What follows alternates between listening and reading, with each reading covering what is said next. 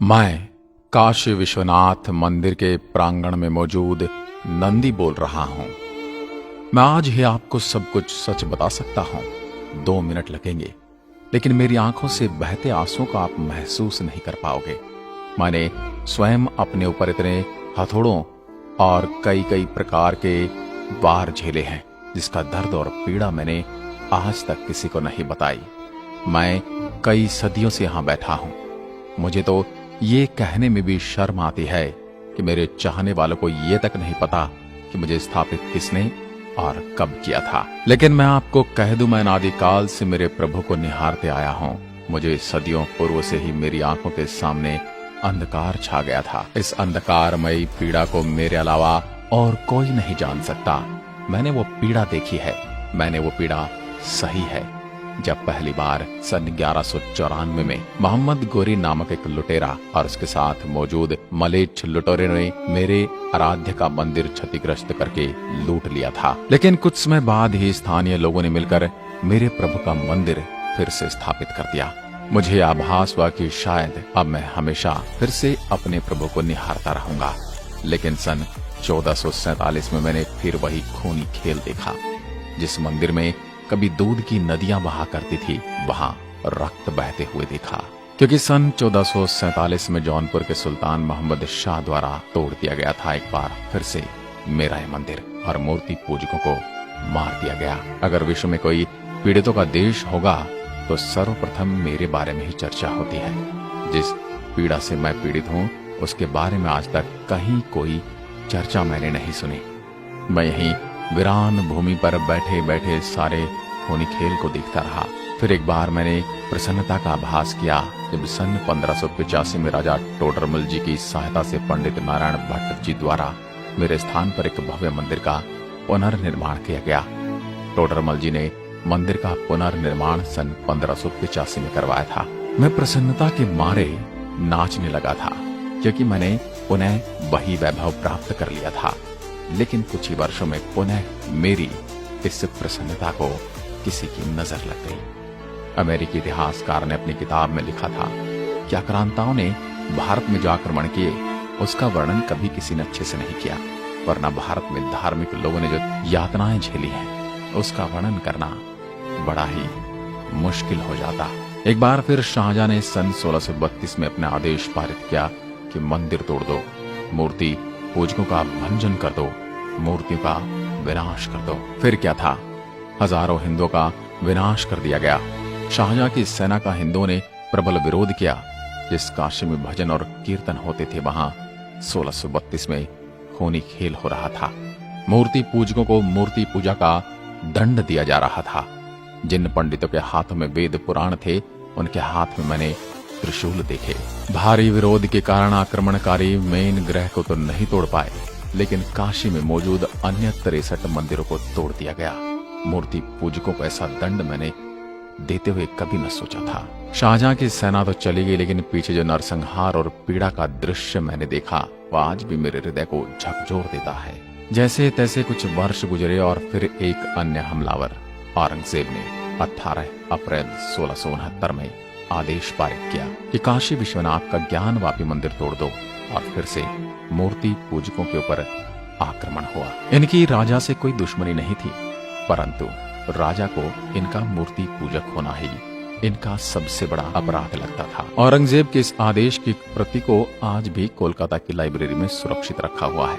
1669 के इस आक्रमण के बाद पूरी काशी में असंख्य मंदिरों को तोड़ा गया और ज्ञानवापी मंदिर के गर्भगृह का अनादर करके आक्रमणकारियों ने उनके पूजा स्थल बना दिए। हजारों हजार निरीह निर्दोष लोगों का भंजन किया गया। वो दृश्य और पीड़ा सहन करने के लिए मुझे अपनी आंखें बंद कर अंधकार में जीवन की ओर अग्रसर होना पड़ा। फिर 1669 की एक शाम आई। मेरे ही सामने एक प्रति आक्रमणकारियों द्वारा लिखी जा रही थी कि मंदिर तोड़ दिया गया है, मूर्तियों का अनादर किया जा चुका है। ये सूचना बादशाह औरंगजेब को दे दी गई, और इसी समय मेरे सामने ज्ञान पापी परिसर में मस्जिद का निर्माण किया गया। मेरा आराध्य प्रभु का अनादर किया गया। मैं उस हनुमान का आज भी इंतजार करता हूँ जिन्होंने अपने प्रभु को हर समय मुसीबतों में बचाया। मैं अपनी आंखों के सामने हमेशा से अपने प्रभु के दर्शन करता था, लेकिन अब मेरी आंखों के सामने क्या है वो प्रभु के भक्त सब जानते हैं। कौन कहता है कि सिर्फ प्रभु ही भक्तों को बचाते हैं? रामायण काल में हनुमान जी ने हर समय प्रभु की छाया बनकर उनकी सहायता की थी। मैं आज मेरे प्रभु के चाहने वालों से उसी हनुमान होने की प्रतीक्षा कर रहा हूँ।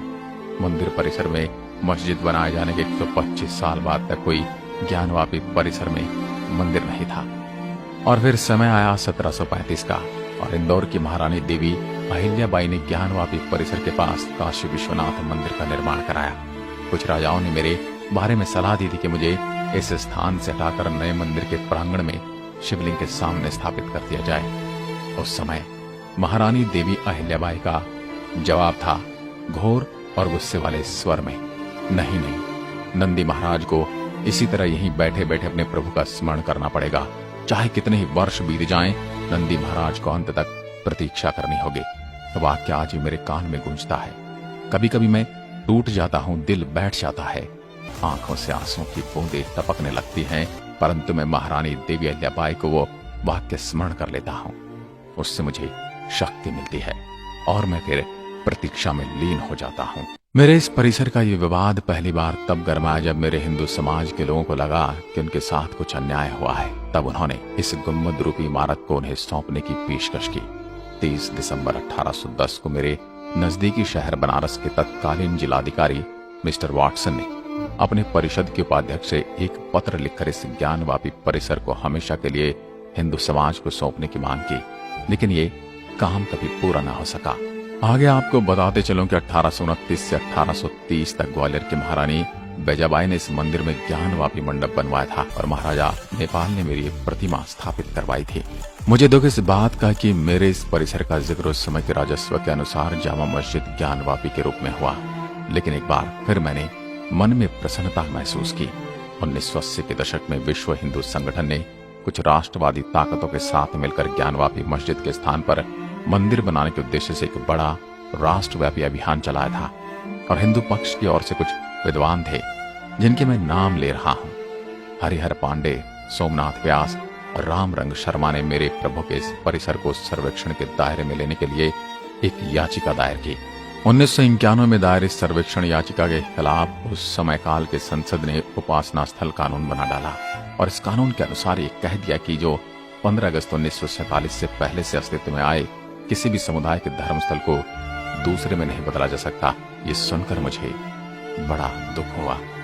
फिर क्या था, इस विवाद के चलते इलाहाबाद हाईकोर्ट ने स्टे लगाकर यथास्थिति रखने का आदेश दे दिया। इस प्रकार से विवाद ऐसे ही चलता रहा और मैं अपने प्रभु का स्मरण सब्र की गंगा में डुबकी लगाकर करता रहा। प्रतीक्षा करते करते समय आया, लेकिन 2021 का, जब आज की कुछ देवी शक्तियों ने संवैधानिक रूप से मेरे लिए न्यायालय में एक प्रार्थना पत्र भेंट किया और तत्कालीन मस्जिद परिसर में स्थित श्रृंगार गौरी की पूजा करने की आज्ञा मांगी, और मेरे इस परिसर में वीडियोग्राफी द्वारा सर्वे करने की मांग की, और इन देवियों की इस मांग को आज के पुरातत्व विभाग द्वारा मंजूरी दे दी गई। अब तो मुझे बस उस दिन का इंतजार और उत्सुकता है, उस फैसले की कि यहाँ मेरे प्रभु का ही निवास था और रहेगा, और जब मैं मेरी संस्कृति के अनुसार पूजा पाठ करके चंदन का लेप लगाकर अपने आराध्य के दर्शन कर सकूंगा। आज मुझे मेरे प्रभु के दर्शन की आस बंधी है। आज फिर मेरा हिंदू जनमानस जागा है। आज मेरे साम्राज्य के अंतर्गत एक ऐसे सन्यासी राजा आया है जो मुझे और मेरे प्रभु के आवास को हमेशा के लिए बदल कर रख देगा।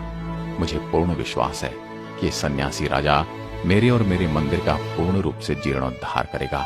जहां मेरे बाबा का विशाल मंदिर हुआ करता था, उस समय काल में यहाँ मेरे परिसर में कुछ विशेष समुदाय के क्रूर कई अत्याचार किए, कई मूर्तियों को खंडित कर दिया और यहाँ किसी मस्जिद का निर्माण कर दिया और मेरे प्रभु को सदा सदा के लिए कैद कर लिया। मैं काशी विश्वनाथ मंदिर के प्रांगण में मौजूद नंदी बोल रहा हूँ। आशा करता हूँ आप सभी को मेरा ये दर्द समझ में आया होगा और मुझे पूर्ण विश्वास है कि आप सभी को मेरे इस फैसले का बेसब्री से इंतजार है। आज की वीडियो में बस इतना ही। नमस्कार। हर हर महादेव।